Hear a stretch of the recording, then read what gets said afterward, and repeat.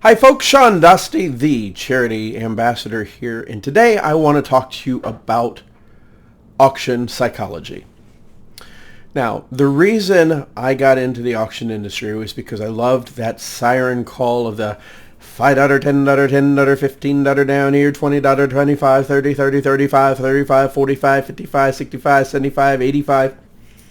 There was just something fascinating about that sound, and the joy of being a lifetime salesperson that, as my neighbor says, can sell ice to an Eskimo, and being able to exhort somebody for that, oh, come on, you can do more than that. You want to do better than that. You want to own this piece.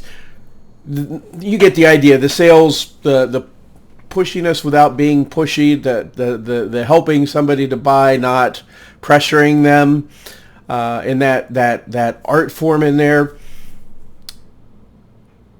I want to tell you something that a lot of auctioneers won't agree with, but it's true. Confidence, arrogance, a lot of that got blasted away. The day I got out of auction school, Rich Cruz, an Ohio auctioneer, has done very well. Took me from auction school, took me to the Ohio Auctioneers Association, got me involved in the National Auctioneers Association, and invited me to work for my very first auction. We went to the OAA, and then I met him downtown at Veterans Memorial. This is a place that I had my commencement in 1984, and they were selling it to rebuild anew, and it was like 3 acres under roof. And we were selling that at auction online. Yes, there was no bid calling. Rich's favorite bid call goes like this. Now listen close. Do you hear that? No, it's not your volume.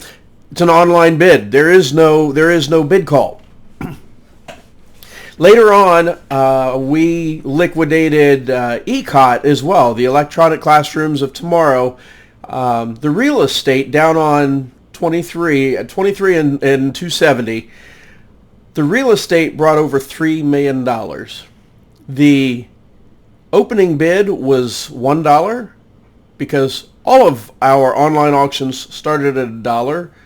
But what was fascinating was when it sold, the final bid increments were in increments of $100. And the attorney for the Columbus Public Schools, who ended up buying that, told us that he appreciated the low increment because it was a decision. That property sold for over $3 million. So why am I sharing this with you? It's because there is a psychology to the auction. And I want to explain to you a little bit how that comes about and how that affects a benefit auction. Number one, hopefully you've done your homework and you are getting donors to your benefit gala that are not there for transactional, as a transactional bidder. They are there in philanthropy. There is a difference, and we'll discuss that, and I may have discussed that in other videos.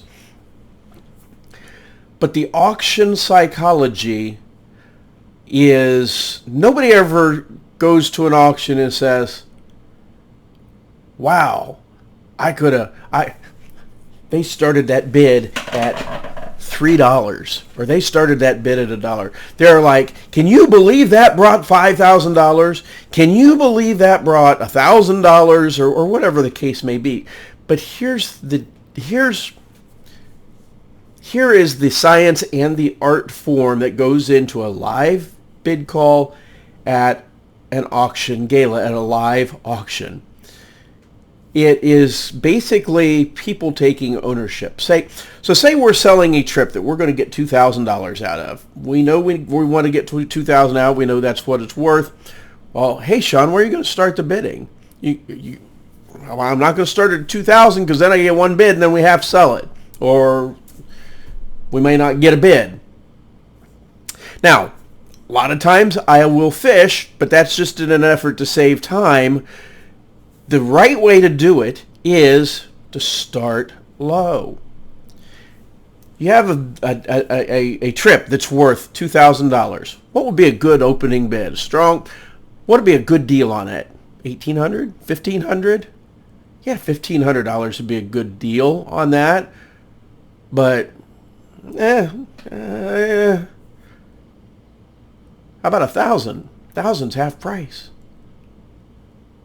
When do you ever see 50% off? Do you ever see it at the store? You ever see it at a grocery store, 50% off? Sometimes you do. So, what about 500? Woo! What are you talking about? That's only 25% of value. Now, how about this? I'm a professional. I know what I'm doing. I'm going to start it at $50. 50, 75, 100, 200, 200, 300, 400, 500, 600, 700, 800, 900. Now, when I start it at $50, instead of 1, 2, 3, 4, 5 people interested in it, everybody in the room is interested in it. Not all of them are going to raise their hands. But you might get a 10 or 15 or 20 people that raise their hand. And then the frenzy begins. Then the feeding begins. Look at a ball of sardines and then look at the barracuda going after them. Look at the sharks going after them. Look at the killer whales going after them. Look at the dolphin or the porpoises going after them. It's a feeding frenzy, and that's what you want to create in your auction. Now, I'll tell you something else. When a person bids $50, they're like, they've gone over the stage of, yeah, I'd like to take that trip, to, ooh, I might be able to go on this trip. 2, when you get to the final 2 or 3 people, it's, I'm going on this trip. It's called taking ownership, and they take that, and that's psychology. They're taking ownership of that trip. 50, 75, 100, 125, 150, 175, 200, 253, 103, 54, 100, 400, 500. As the increments go up, they're only going up by $50. Well, shoot, if I'll pay this for it, I'll pay another $50 for it. If me, you know, the world's favorite radio station, WIIFM. What's in it? For me. I'll go 500. I'll go 550. I'll go another $50 to 6.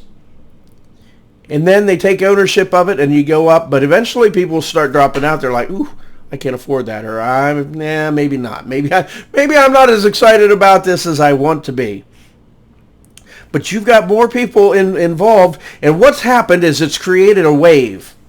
So instead of thinking and buying factually or methodically, they're buying with emotion. And when they buy with emotion, they tend to pay more. So there's a little bit of science in the auction. There's a little bit of art form. Unfortunately, there's more science than there is art form. But I hope this has helped. I'll leave you with a last one. One of the auctions I did is I had 2 dentists, orthodontists in the room. One was the father, one was the son. Father was donating an orthodontia package worth about $8,000. He absolutely insisted that we start the bidding at $1,800. It shouldn't be an issue, except selling orthodontia at an auction is kind of like pulling teeth, pun intended. So, but talking with the son, it's like, start it wherever you want. So the upshot of it was, I went to one of the board members and said, "What do you want to do?" And I said, "This is how I would do it." And they eventually let me do it the way I wanted to do. But I had a buyer in the crowd that would give the $1,800 at least, and we ended up selling that item for like $6,000, $7,000. I can't remember exactly how much it was. But again, the psychology was there. I did not have an opening bid at $1,800, although I could have. I said, let's do it this way. I will get a dance partner for you, or I will bid on the behalf of the reserve, which Daddy said. And all auctions, at least in the state of Ohio, all auctions are reserve unless stated otherwise. So I knew I had to get to a minimum of $1,800. I also knew I had a buyer at $1,800. I also knew that I wanted to generate excitement to get more than $1,800. So I'm like, all right, ladies and gentlemen, let's have an auction. Who give me $1,800? Not a soul, not a bid card went up in the air, and I had specifically instructed the lady that said she would not to start it there. So I'm bid 500, 600. Put her in at 600, 700, 800, 900, 1,000. 1,000 is less than 1,000, by the way. 1,100, 1,200, 13, 14, 15, 16, 17, 18. I've got her at 18. Well, by now, I've got 2 or 3 other people involved. This was a school auction, elementary school. Actually, it was K through 12. So you had the orthodontia crew in there, the kids that were going to need it. Excuse me. And that's how it went. So just remember, it doesn't matter where you start the bid, it matters where you end. Thank you. This is Sean Dostey, the Charity Ambassador, wishing you a great day and wishing you great profits at your next event.